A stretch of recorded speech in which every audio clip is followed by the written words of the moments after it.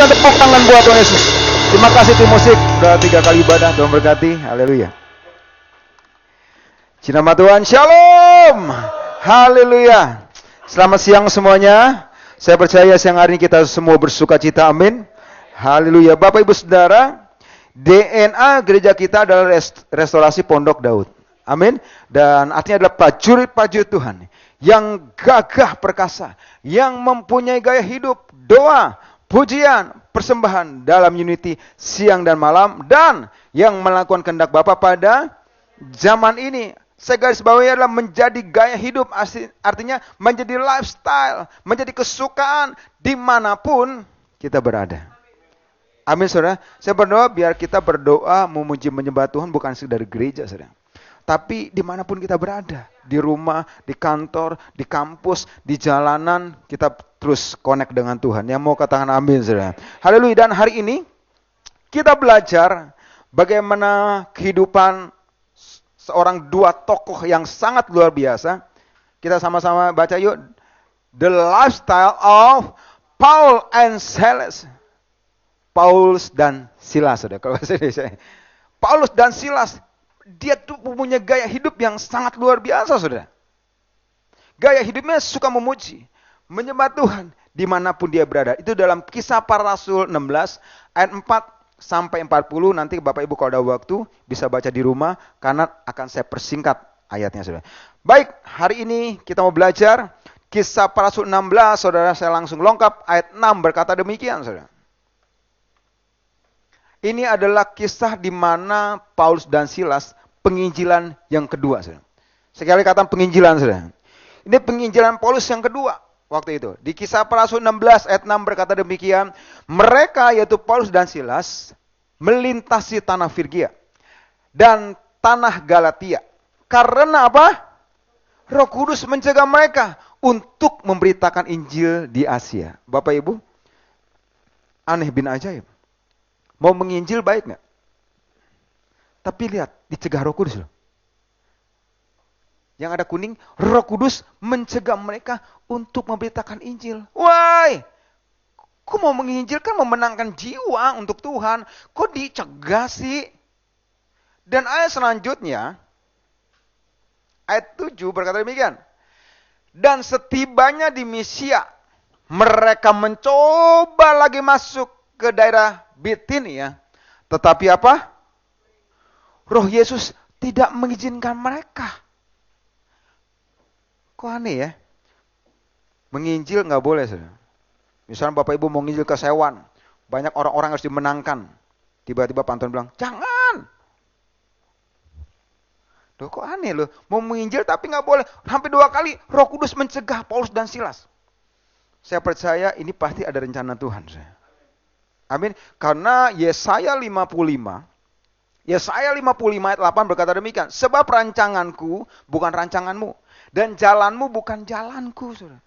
Kadang-kadang menurut kita rancangan kita baik, rencana kita baik, belum tentu loh. Wah, ini kita buka usaha kayaknya Kang tahu nih. Untung gede nih. Tuhan bilang jangan. Oh, Tuhan untung gede. Mantap ini. Tuhan bilang jangan. Gimana sih Tuhan, ngaco nih, kagak bener. Orang untung gede, Kang tahu gede, masa kagak boleh? Kalau Tuhan bilang jangan, saudara. Amin. Kayaknya enak. Enggak, saudara. Karena rancanganku bukan rancanganmu, makanya harus hidup intim dekat sama Tuhan, saudara. Supaya nggak salah jalan. Yang setuju kataan amin, saudara. Dan lalu ayat berapa? Saya lengkap ayat 9 berkata demikian. Pada malam harinya ya, tampaklah Paulus suatu penglihatan. Ada seorang Makedonia berdiri di situ dan berseru kepadanya. Katanya, menyeberanglah kemari, tolong kami. Ini ceritanya Paulus dapat penglihatan, saudara ya. Ayat 10. Setelah Paulus melihat penglihatan itu, segeralah kami mencari kesempatan untuk berangkat ke mana? Makedonia. Karena dari penglihatan itu kami menarik kesimpulan. Katakan menarik kesimpulan, saudara. Menarik kesimpulan bahwa Allah telah memanggil Paulus dan Silas untuk memberitakan Injil kepada orang-orang di sana. Wah, Paulus dan Silas orang yang peka, saudara. Ketaatan bahwa mujizat Tuhan Yesus. Amin. Dia di sini akhirnya menarik kesimpulan. Ternyata Tuhan suruh kita ke Makedonia. Kadang-kadang gitu saudara, kadang-kadang kita mau ngapain, mau sesuatu, tiba-tiba mungkin ada teman, gembala, menyampaikan penglihatan-penglihatan saudara. Amin. Contoh kemarin saya ibadah penutupan peti di rumah duka kemarin Bontek Bio saudara. Jadi yang meninggal ini ternyata kembar. Cowok sama cewek kembarnya. Yang jemaat BSD ini meninggal kemarin. Di tutup peti kemarin yang cowok meninggal. Jadi ternyata sebelum meninggal ternyata kembarannya ini bermimpi saudara, seminggu sebelum meninggal dia mimpi datang gitu. Saudara kembarnya ini dipanggil bapak gitu. Tapi kayaknya nggak mungkin ya. Tapi dapat penglihatan-penglihatan seperti itu saudara. Berarti itu tanda-tanda saudara. Tapi kita harus peka saudara. Paulus dan Silas peka. Dia menarik kesimpulan. Memang Tuhan kayaknya Roh Kudus menyuruh kita, makanya nggak boleh ke Asia. Tapi kita harus ke Makedonia. Bapak Ibu Saudara, kalau ngeliat di peta, ini ibaratkan ilustrasinya aja saudara ya. Kalau istilahnya itu di Asia, misalkan kita di sini nih, Batinia, kita mau ke Asia misalkan gitu ya, ini ilustrasi aja, adanya di Bogor misalkan gitu. Ternyata Makedonia itu adanya di Surabaya, saudara. Jauh, saudara, lebih jauh. Tapi kalau mau pikir-pikiran Paulusnya, jauh banget lagi. Tapi Paulus dan Silas tetap taat, saudara. Sekalipun jauh, tetap dia taat. Dia memberitakan Injil ke Makedonia. Amin, saudaraku. Ini dia, taat, saudara. Selanjutnya, ayat 16. Pada suatu kali ketika kami keberangkat ke tempat sembahyang itu, ini udah nyampe di Makedonia, kami bertemu dengan seorang hamba perempuan yang mempunyai roh tenung. Ternyata Makedonia ini tempat roh-roh penyembahan berhala. Dari orang-orang masyarakatnya, kerajaan-kerajaannya, mereka orang-orang pemerintahan, itu kalau mau dapat sesuatu, dia datang ke roh tenung. Dia ke perdukunan-perdukunan, saudara. Jadi ada yang lebih urgent, yang harus dimenangkan, saudara, daripada Asia, Makedonia dulu. Makanya di sini bertemu dengan seorang yang mempunyai roh tenung. Dengan tenungan-tenungan itu, tuan-tuannya memperoleh penghasilan, dapat doku, dapat duit yang besar. Karena orang datang, mendapat apa? Ke dukun itu dan dia dapat duit. Dan ayat 19-nya berkata demikian. Ketika tuan-tuan perempuan itu melihat bahwa harapan mereka akan mendapatkan penghasilan lenyap nih gara-gara Paulus dan Silas.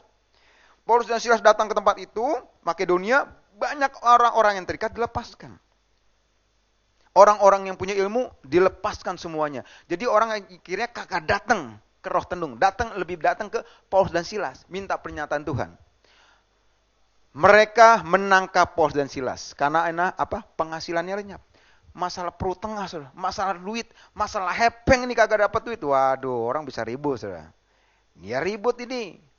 Penghasilan lenyap, menangkap Paulus dan Silas. Lalu menyeret mereka ke pasar untuk menghadap penguasa. Selanjutnya, ayat 20. Setelah mereka membawa keduanya menghadap pembesar-pembesar kota itu, ya, berkatalah mereka, katanya orang ini nih si Paulus dan Silas mengacaukan kota kita. Karena mereka adalah orang Yahudi, nggak boleh, saudara. Dilarang. Jadi ini ceritanya nih si Paulus dan Silas di hoax lah istilahnya. Oleh orang-orang, oleh dukun-dukunnya. Orang pokoknya dipitnah, dijelekin, berita hoax, saudara. Ke pembesar-pembesar ini nggak bener nih, orang Yahudi dibikin kacau nih. Padahal seharusnya berterima kasih banyak orang-orang dilepaskan dengan terikat, bener saudara? Amin. Nah ini di hoax. Selanjutnya ayat 21. Dan mereka mengajarkan adat istiadat yang kita sebagai orang Rom tidak boleh menerimanya atau menurutinya, saudara. Ayat 22. Juga orang banyak bangkit menentang mereka. Iyalah, bicara masalah perut tengah ini, saudara. Nggak dapat penghasilan gara-gara Paulus dan Silas datang ke Makedonia, gue kagak dapat duit nih. Lalu pembesar-pembesar kota itu menyuruh menggoyahkan pakaian dari tubuh mereka, buka bajunya, buka celananya, dan mendera mereka. Mendera itu artinya dicambuk. Dan cambuk dari kerajaan Romawi pada zaman dulu 39 cambukan, tidak boleh lebih. Didera, dicambuk akhirnya Paulus dan Silas. Ayat 23, setelah mereka berkali-kali didera, berkali-kali lagi didera, mereka dilemparkan kemana? ke dalam penjara. Kepala penjara diperintahkan untuk menjaga mereka dengan sungguh-sungguh. Supaya apa? Supaya mereka nggak lepas. Takut lari. Ya. Ayat 24. Sesuai dengan perintah itu, kepala penjara memasukkan mereka ke ruang penjara yang paling tengah. Ingat, paling tengah. Jadi dimasukkan ke dalam penjara di paling tengah. Ada maksudnya di tengah. Ntar kita lanjut. Dan membelenggu kaki mereka. Membelenggu kaki mereka dan pasungan yang kuat. Kalau pasungan dulu zaman dulu tuh yang kayu saudara ya. Yang kaki jegrak gitu loh. Tangan juga jegrak. Pakai kayu dilobangi gitu. Supaya nggak bergerak. Ini dia. Ke ruang penjara yang paling tengah. Membelenggu kaki mereka dan pasung mereka yang kuat. Saudara. Supaya apa? Mereka kagak bisa melarikan diri. Nah poinnya di sini. Ayat 25. Ingat. Dia habis Paulus dan Silas didera, dicambuk, dimasukkan ke dalam penjara. Dan kira-kira tengah malam, Paulus dan Silas apa? Bayangin saudara. Tiba-tiba tengah malam Paulus dan Silas bukan nyalain Tuhan. Ini gara-gara Tuhan nih orang gue mau menginjil ke Asia. Roh Kudus mencegah, Tuhan suruh ke Makedonia, sekarang gue masuk dalam penjara. Bener-bener nih, kayaknya kita salah, kurang PK nih kita. Kurang peka nih. Tapi enggak lu sudah. Kagak nyalain Tuhan. Berapa banyak sudah, kadang-kadang ada masalah, ada proses, ada. Kita langsung, ya Tuhan nih gara-gara pasti. Jangan sudah. Pasti punya ada maksud dan tujuan yang setuju katakan amin sih. Lihat Paulus dan Silas enggak nyalain Tuhan, enggak. Justru tengah malam, Paulus dan Silas berdoa, menyanyikan puji-pujian kepada Allah. Ini gaya hidup dia, saudara. Dan orang hukuman lain mendengarkan mereka. Hukuman lain mendengarkan mereka. Karena apa? Karena Paulus dan Silas di penjara di tengah-tengah. Di tengah aja maksudnya Tuhan udah punya rencana yang luar biasa, saudara. Supaya apa? Orang keliling penjara mendengar doa, pujian, dan penyembahan. Amin, saudaraku. Lihat Paulus dan Silas. Lifestyle-nya, gaya hidupnya, sekalipun habis didera, dicambuk, mendapatkan berita hoax, difitnah, tapi dia nggak balas, saudara. Tapi dia nggak balas, saudara. Tengah malamnya dia berdoa, menyanyikan pujian penyembahan kepada Allah. Artinya yang pertama adalah, ini dia, saudara.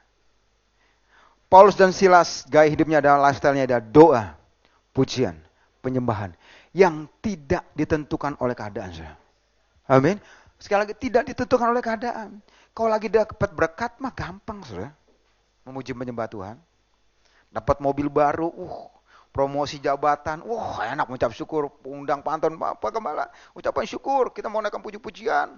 Ya kan? Waduh. Dapat istri baru, ini enggak boleh. Jangan. Ucap syukur jangan, nggak boleh itu ngajar. Kata di ibadah kedua jangan Penina dan tentang Hana, saudara, Penina dan Hana, saudara. Aduh, mari saudara. Tapi dalam keadaan apapun memang nggak gampang. Mari kita naikkan pujian dan penyembahan, saudara.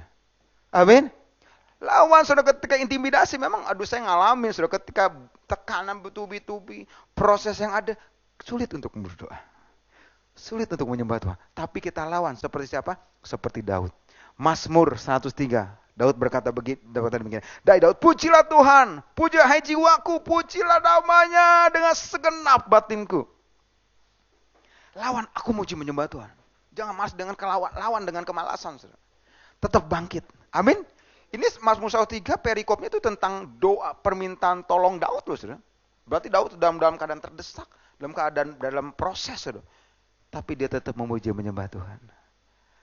Biar saudara dan saya, apapun keadaannya, jangan mengurangi doa, pujian penyembahan kita. Yang setuju katakan amin, saudara. Yang setuju berikan tepuk tangan buat Tuhan Yesus. Tetap PowerPoint aja. Tetap di PowerPoint aja, nggak usah saya dilihatin. Oke, selanjutnya ayat 26. Apa yang terjadi ketika Daud menaikkan doa pujian penyembahan? Ayat 26 berkata demikian. Akan tetapi terjadilah apa? Gempa bumi yang hebat. Gempa bumi yang hebat. Bukan sekedar terjadilah gempa bumi, enggak. Tapi ini terjadi gempa bumi yang hebat. Wah, kalau terjadi gempa bumi yang hebat, berapa skala liter? Itu sangat luar biasa tuh. Yang hebat, saudara. Sehingga sendi-sendi penjara itu goyah. Dan seketika itu juga terbukalah semua apa? Semua pintu. Dan terlepaslah belenggu mereka semua. Ini pasti ada campur tangannya Tuhan. Amin. Bayangin saudara, melalui doa pujian penyembahan, tiba-tiba gempa bumi. Gempa bumi tiba-tiba, sel-sel sendi-sendi penjara semua tergoyah. Pintu semua terbuka. Saya percaya ini campur tangan Tuhan, saudara. Amin, saudara. Dan yang luar biasanya kan banyak orang tahanan, saudara. Biasa gempa bumi, gubrak langsung gubrak. Ada orang dalamnya mati. Tapi ini saya cari, saudara, nggak ada yang mati loh. Gempa buminya seperti apa waktu itu? Seperti tembok Yeriko. Tembok Yeriko runtuh, Korea runtuh begini. Bukan, saudara. Runtuhnya begini. Makanya kalau misalkan kemarin doa keliling yang bangsa Israel 13 kali, misalkan kalau runtuh, bangsa Israel lagi doa keliling, ambruk, pada mati atuh. Saya harus tahu loh. Runtuhnya itu, bicara bahasa Indonesia, bukan runtuhnya tuh begini. Luar biasa kan, saudara? Ke bawah. Ini saya juga penjara, ini karena apa? Karena tidak ada yang kabur, nggak ada yang mati. Berarti saya tahu gempa bumi yang hebat kemarin, itu cuma ngebukain sel-sel penjara, gembok-gembok semua terbuka. Dan kalau mau runtuh, nggak runtuh samping kanan kiri. Brok. Sehingga mereka kagak ada yang mati. Mereka kagak ada yang lari. Luar biasa ini. Melalui doa pujian penyembahan. Apa yang selama ini menutup pintu-pintu berkat kepada kita, saudara? Mari, saudara, naikkan doa pujian penyembahan. Biar pintu-pintu yang tertutup terbuka dalam nama Tuhan Yesus. Amin. Mari naikkan doa pujian penyembahan. Jangan tanggung-tanggung kalau mau tepuk tangan, saudara. Amin. Biar menjadi gaya hidup kita. Dimanapun, artinya. Yang tadi pertama. Dimanapun kita berada. Ini dia rasanya. Mujizat terjadi yang kedua artinya. Mujizat. Ini dia. Mulai doa, pujian penyembahan dengan hati yang benar, saudara.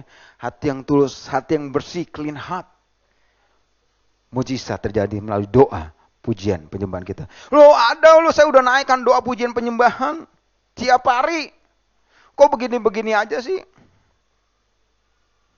Terus, saudara. Terus naikkan sampai mujizat terjadi. Amin, saudara. Sekali juga cek and recheck juga. Mungkin ada hati kita yang nggak beres, hidup kita yang nggak beres, terus perbaiki. Supaya apa? Ketika pujian penyembahan kita naikkan seperti worshiper. Naik ke atas menjadi hidup hari menyenangkan. Amin. Tuhan tuh nggak mencari penyembahan, tapi Tuhan mencari penyembah. Penyembah itu siapa? Saudara dan saya. Kalau penyembahnya benar, saya percaya penyembahannya pasti berkenan di hadapan Tuhan. Ketika wangi di hadapan Tuhan, saya percaya mujizatnya terbuka atas saudara dan saya. Amin, saudaraku. Ini dia. Seperti Paulus dan Silas. Dia peka, dia taat, saudara. Dan dia nggak nyalain Tuhan. Nggak nyalain Tuhan.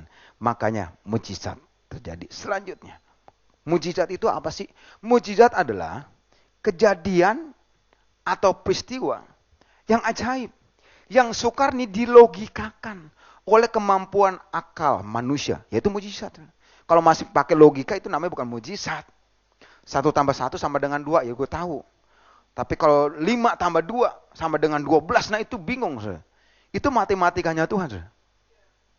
Amin. 5 roti 2 ikan bisa memberi makan 5.000 orang, belum wanita, belum anak-anak, masih ada sisa. Wih, ini luar biasa, saudara. Matematika Tuhan. Makanya nggak bisa dilogikakan. Bagi Tuhan itu tidak ada yang mustahil. Amin. Contoh siapa lagi? Naaman, panglima Raja Aram. Sakit kusta, saudara. Harusnya apa? Datang dong ke dokter, diobatin dong, ke tabib yang ajaib. Malahan nyemplung tuh ke sungai Yordan. Mana sungai Yordan pada waktu itu dong? Sungai yang paling kotor. Kayak sungai Ciliwung kali airnya udah coklat. Padahal masih ada sungai-sungai yang lain yang bagus, yang bersih. Tapi Tuhan suruh nggak ke situ. Suruh ke sungai Yordan. Lu nyelup tuh sampai 7 kali. Aduh Tuhan, lu nggak masuk akal. Orang gue lagi kusta, kulit-kulit begini, gue masuk kali sungai Yordan, malah tambah gatal lagi. Tapi enggak loh. Tadi memang sempat ngebantah juga, akhirnya taat. Nyelup sekali, 2 kali belum, 3 kali belum, 4 kali belum, kok belum? Ya sama 7, 6, 7, belum. Badannya bersih. Amin. Ini emang nggak ada yang masuk logika. Bagi Tuhan tuh kayaknya mustahil. Tetap percaya. sama Tuhan Yesus. Amin. Percaya, jangan bilang, aduh kayaknya nggak mungkin deh. Ya nggak mungkin deh. Itu yang tadi khotbah pertama saya. Saudara. Kalau apa kita perkatakan, Tuhan pertanggungjawabkan. Kalau kita jawab, iya Tuhan pasti mampu. Pasti saudara, Tuhan lakukan di hadapanku. Amin. Ini dia Bapak Saudara. Memang mustahil logika. Tapi mujizat masih ada. Tetap percaya. Amin. Ayat 27. Ketika kepala penjara itu terjaga dari tidurnya dan melihat pintu-pintu penjara semua terbuka, ya kaget dong. Waduh, pintu-pintu penjara semua terbuka. Aduh, lebih baik gue bunuh diri dah. Gue hanya ingin menghunuskan pedang, hendak membunuh diri si kepala penjara. Membunuh diri karena ia menyangka bahwa orang-orang hukuman lain itu telah melarikan diri. Aduh, gue bertanggung jawab nih atas penjara ini. Semua isi penjara pada keluar. Gue tanggung jawab, lebih baik gue bunuh diri. Tapi apa yang dilakukan Paulus dan Silas? Tetapi Paulus berseru dengan suara nyaring katanya, jangan celakakan dirimu. Hai kepala penjara, jangan celakakan dirimu. Sebab semuanya kami masih ada di sini. Bayangin saudara, kalau Cipinang, pintu penjara semua terbuka, gimana Bapak Saudara? Sepi. Kosong. Tapi lihat Bapak Saudara, Paulus jangan celakakan dirimu, jangan. Kami ini semua masih ada di sini. Dan bayangin ya, kagak ada yang mati ya. Ya kan saya bilang, gempa bumi yang hebat, orang penjara kagak ada yang mati. Ini campur tangan Tuhan luar biasa. Melalui doa pujian, penyembahan itu sangat luar biasa, Saudara. Amin. Kagak ada yang lari, Saudara. Artinya yang kedua, yang ketiga adalah ya, hatinya di penjara, Saudara. Dibungkus, Saudara ya. Artinya tetap jaga hati. Makanya tadi khotbah saya pertama clean heart itu ada hubungannya ibadah kedua dan hubungan ketiga. Bicara semua tentang hati loh, Saudara. Hati yang gembira, hati yang tenang, hati yang berseri-seri, hati yang mengampuni. Semua itu ada lanjutannya kedua dan ketiga tentang bicara hati semua. Tadi tentang Hana juga. Disakiti oleh Penina ibadah kedua. Dia nggak terluka, dia nggak sakit hati sekalipun dijelek-jelekin. Dan ini juga loh Saudara. Paulus dan Silas, kalau dia sakit hati kepada kepala penjara, oh ini lo ya, yang gara-gara lo nih gue dimasuk ke penjara, dasar, Berlah Saudara. Orang asem inisial begitu loh istilahnya. Gara-gara dia nih gue masuk penjara. Tapi enggak loh. Paulus dan Silas enggak. No, jangan kepala penjara dalam bahasa Syariah. Jangan. Kami semua masih ada di sini. Kami enggak lari. Paulus dan Silas ketika didera, dicambuk, dimasukin ke dalam penjara. Paulus dan Silas enggak sakit hati. Dia enggak sakit hati. Dia nggak nyalain Tuhan, dia juga nggak nyalain siapa-siapa. Dia masih ada di sini. Dia menjaga hatinya. Amin, saudaraku. Kalau ada di antara saudara, dengar baik-baik. Kalau ada di antara saudara yang mungkin hari ini kau sudah mengalami fitnahan, jelek-jeleki, dihoak, tetap jaga hati. Saudara. Aminnya pelan, saudara. Amin. Lu saya nggak tahu namanya hidup, namanya proses tuh ada aja, saudara. Selama kita hidup tuh pasti ada aja. Saya bilang tadi ibadah kedua, Ayub adalah orang yang saleh, jujur, takut akan Tuhan, menjauhi kejahatan. Suatu hari Tuhan izinkan proses. Berarti nggak ada yang kebal proses, nggak ada yang kebal akan masalah, tapi masalah ada expirednya. Amin, saudaraku. Nah ini dia tetap jaga hati, saudara. Hati itu menentukan, saudaraku. Amin. Hati, bicara hati lagi, saudara. Saya ilustrasikan sekali lagi ilustrasi. Bahwa manusia itu paling esensial yaitu masalah hati. Hati ini dari hati itu memproses semua, bikin antibodi, bikin sel darah merah, sel darah putih, saudara. Itu sangat kalau hati kita nggak beres, maka produksinya nggak baik. Maka yang mudah sakit, tulang-tulang pada linu lah, macem-macem lah, antibodinya kurang karena hati, semua dari hati. Tapi kalau hati bersih, jalan lancar. Amin. Contohnya kalau di mobil, di motor apa? Injeksi, karburator, atau busi. Saudara. Bulan Oktober, mobil saya tiba-tiba sakit. Saudara. Pas lagi bawa, waduh ngeri banget. Saudara. Di belakang lucu lagi bubut, di belakang takut nabrak kan. Waduh, saya pelan, di minggir aja. Saya masuk ke kantor atau saya izin dulu, saya mau servis mobil saya. Saya datang ke bengkel, dilihat sama montir. Dicek injeksinya, oh ternyata mulai kotor, dibersihin. Karbunya businya Pas dicek, dibuka semua, ternyata ada 2 yang mati. Nah ini dia bikin masalah juga. Ganti semuanya Pak, ganti semua. Bersihin ya, injeksinya bersihin. Filter hawanya dibersihinnya, diganti aja itunya, busanya boleh ganti. Pasang semua, starter, boom. Boom, boom, boom, boom, boom, boom, boom, boom, boom. Wah mantap saudara. Mantap saudara. Amin. Sehat langsung.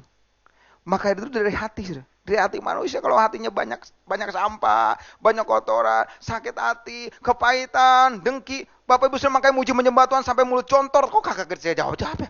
Karena ada hati yang kagak beres.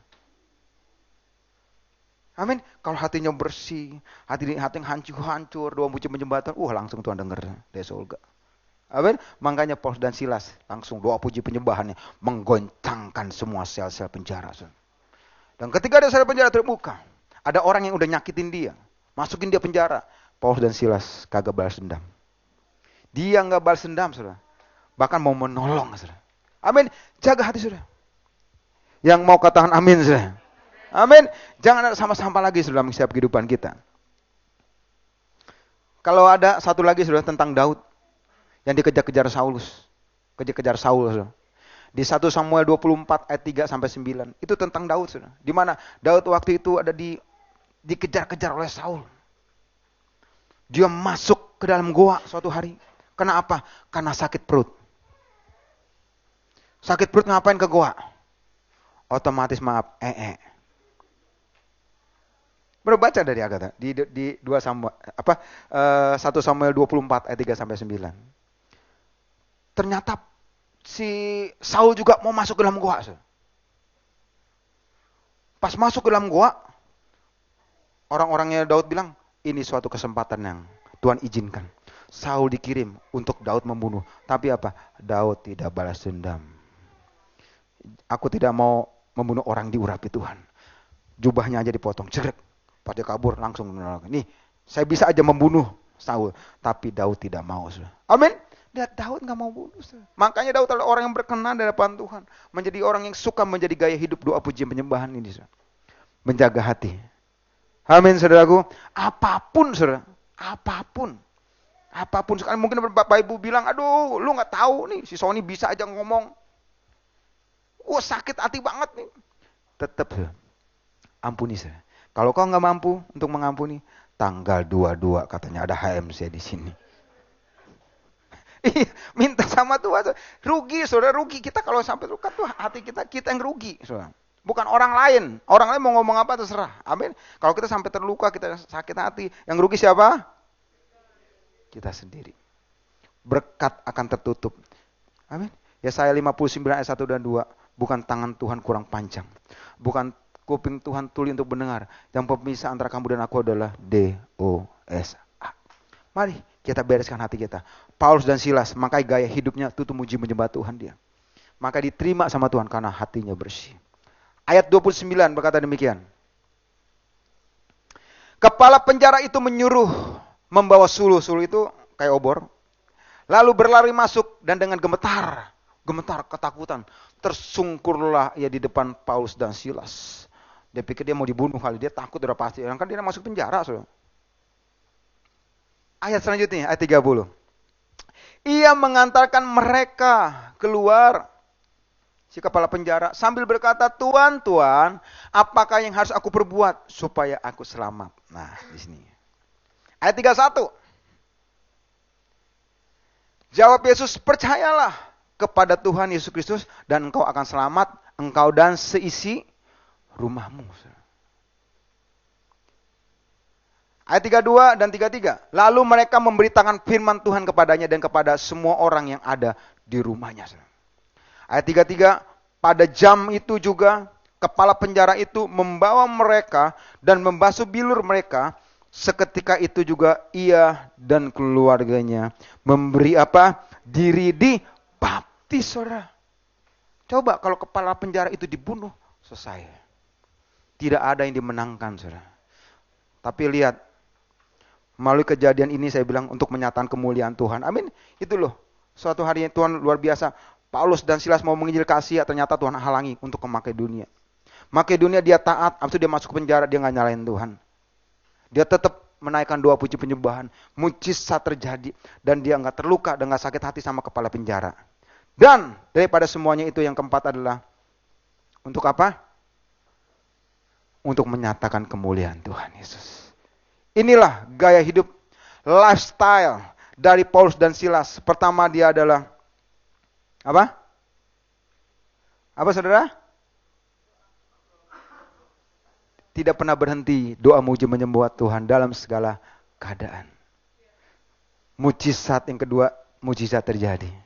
Yang ketiga adalah dia selalu menjaga hatinya. Yang keempat, semua terjadi untuk menyatakan kemuliaan. Banyak jiwa-jiwa yang dimenangkan di Makedonia. Amin. Haleluya, berikan tepuk tangan buat Tuhan Yesus, saudara.